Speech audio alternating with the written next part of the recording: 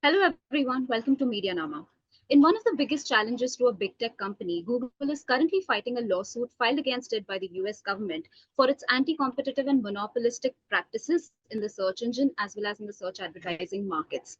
The trial that began on September 12th is significant as it sets precedent for other cases in other parts of the world, such as the European Union and in India, where Google is under regulatory scrutiny. We will know all about it with MediaNama journalist Sarvesh Mathi, who has been writing about competition issues in digital markets and has covered the Google's case in detail. So Sarvesh, could you begin by telling us what is the lawsuit about and why is Google facing the heat? Yeah, so this actually goes back a couple of years. The US government and more specifically the US Department of Justice, they filed a lawsuit against Google in 2020 October. And basically what a summary of their lawsuit is that Google has a monopoly in the search market, online search market, and it has maintained this monopoly using anti-competitive practices. So having a monopoly by itself is not illegal or harmful. When you have a monopoly and you maintain that monopoly by engaging in anti-competitive practices, that's when regulators start going after you. And in this case, the US Department of Justice thinks that Google has been maintaining it illegally in the search market. And because they have this illegal monopoly in the search market, they're using this to also have dominance in other markets like the search advertising market. So that's the gist of the lawsuit, and we'll get into the details as we go. Uh, could you please explain what are these allegations about Yeah, specifically, like for example, the practices, the anti-competitive practices? Yeah. yeah. So there are a couple of allegations, but they are broadly into four main allegations. One, uh, Google has been accused of entering into exclusive agreements with Apple uh, to be the default search provider for the Apple's Safari browser and for Apple's Siri service. So the numbers are not public, but according to some estimates, Google pays around $18 billion a year just to be the default search engine on Safari. So if you buy a new iPhone and you go and open Safari, you would have noticed that the search engine out there is Google. And because iPhone is the major market share in smartphones in the US, by default, most of the smartphone users are going to be using Google just because of this exclusivity agreement. So that's one of the main allegations. The second allegation is to do with Android. So Google has many agreements with Android companies like Samsung, Xiaomi, to make sure that Google search app is there in the home screen of these phones, that it comes up on the top of whenever you buy a new phone, set up the new phone, and the default homepage should have the Google search bar. Uh, the Chrome browser should be there. Chrome browser's default search engine should be Google. So all these are agreements that Google has with some Android manufacturers. That's the second main allegation. The third one, let me just quickly pull it up. The third one is with other browsers. So Google has a agreement with Mozilla. Mozilla Firefox is another popular browser. They have an agreement with Mozilla to be the default search engine on Google, on Mozilla.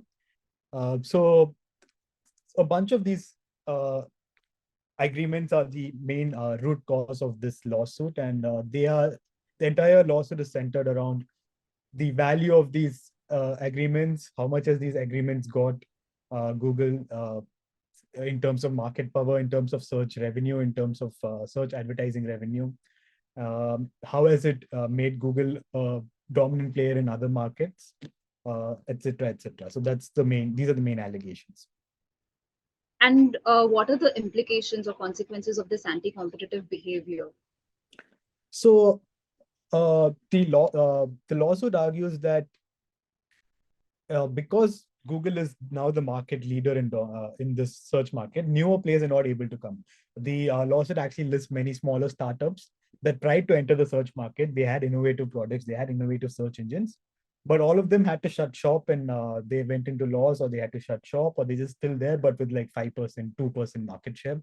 A classic example is Microsoft Bing. Microsoft Bing has been trying to get a market share, a good market share in the search market for a while now, and it's not being able to because Google has this dominance.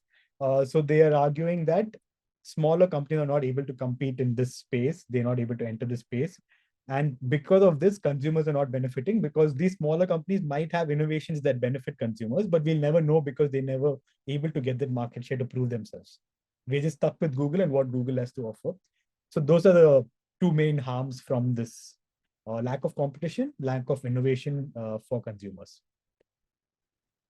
And like, could you tell us a bit about the developments in the case right now? What has been said by both the parties during the Yeah, hearing? so the case is being heard in the district court in Washington, D.C. right now. And 2 days of the hearings have already been held. It's going to go on for the next 10 weeks.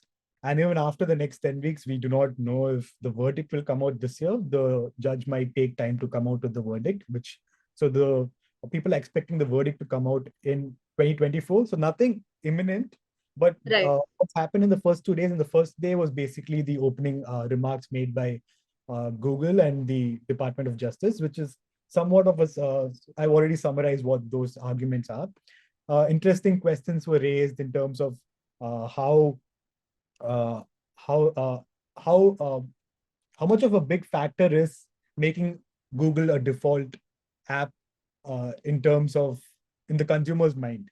So they actually, in the second day of the hearing, the court actually called a human psychology expert to ask that expert, what's the power of defaults? So if there's a default app, how much will a consumer go out of their way to change this, and how much will they just stick to this? And that psychology expert has said that uh, people rarely go out of their way to change, which is a big blow to Google because Google is arguing that it's very easy. Like if you want to change from Google search to some other search, you just go to the settings and change the default search engine. Even though it's just 3 steps, which is what Google's argument is, these 3 steps itself pose a big challenge, is what the psychology expert has said. Then Google's executives were being questioned. The chief economist was questioned in terms of how much of this is benefiting your company's advertising market and other areas. They obviously they are trying to avoid or like dodge these kind of questions. Another executive from Google who was engaged in coming out in uh, going to different partners and getting these exclusivity agreements. So he actually spoke against Google in terms of saying that back when they used to go and get these agreements, they used to do anything and everything to get these agreements, which is again a black mark for Google because it's like any extent they would go to just get these exclusivity agreements to be the default search engine. Uh, so that's just the it's still very beginning stages. All the opening remarks, the basic merits of the case being asked. We'll have to just wait and see for more developments on this. But why is it viewed as a landmark case in like landmark antitrust case? And like, you could also add a bit about your own views about what would happen. Yeah. So it's not often that the US government goes after tech companies, especially like in terms of antitrust. It might go after tech companies for privacy or like some other smaller FTC has gone after companies for smaller reasons.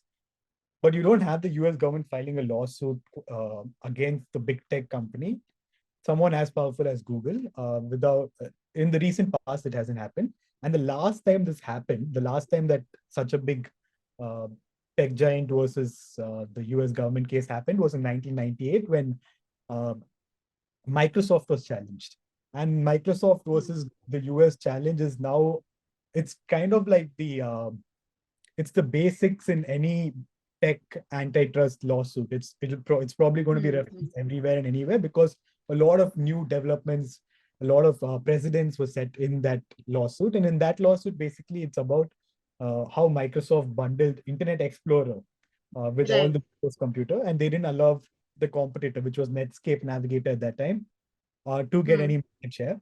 So what in that case, the judge actually ruled that Microsoft has to break up its business.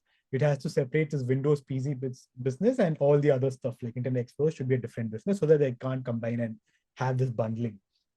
Uh, Microsoft eventually got that particular part overturned in a subsequent appeal. But Hmm. nevertheless, a lot of the arguments that were raised then still apply to the tech markets now. And from then, since now, we haven't had a big challenge. So this is the big challenge.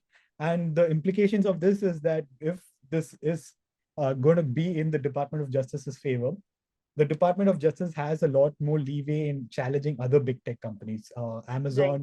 Uh, Amazon, Apple, and also Google's advertising business. So the DOJ has already filed a lawsuit against Google's digital advertising business, which is separate. The whole Hmm.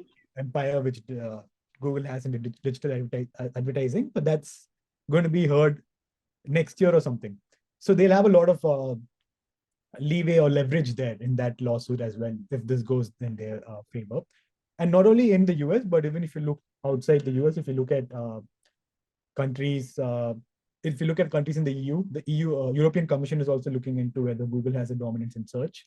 India is not specifically looking at whether Google has a dominance in search, but other lawsuits, other antitrust investigations are going on in India. We have the Android and Play Store order, which came out, which is being appealed. Hmm. So again, in that appeal, if the Competition Commission uh, needs some strength in that appeal, this lawsuit is one that's going to help. And the CCI is also investigating other aspects about Google's business over here, the digital advertising, the digital news aggregation, and how much of search plays in digital news aggregation. So we have another video on this also, I think, because the link tags Hmm. for so that's something that's being investigated here. And the problem there also is that Google has a monopoly in search. Because of this monopoly, they're able to tell news publishers what they like that you have to do this to be featured in the search. And they're not paying any fair share of the revenue to any news publishers. Now, if in this lawsuit Right. is deemed that Google is illegally maintaining monopoly in the search market, then this Hmm. news investigation also gets impacted. So it has a ripple effect, a waterfall effect on Right. many tech cases, not just on Google, but other companies. So that's the Right. reason it's being considered a landmark uh, antitrust lawsuit. Thank you, Sarvesh, for sharing your insights. For our viewers, if you want to know more about the story, do check out the link below in the description and follow MediaNama for more tech policy updates. Thank you.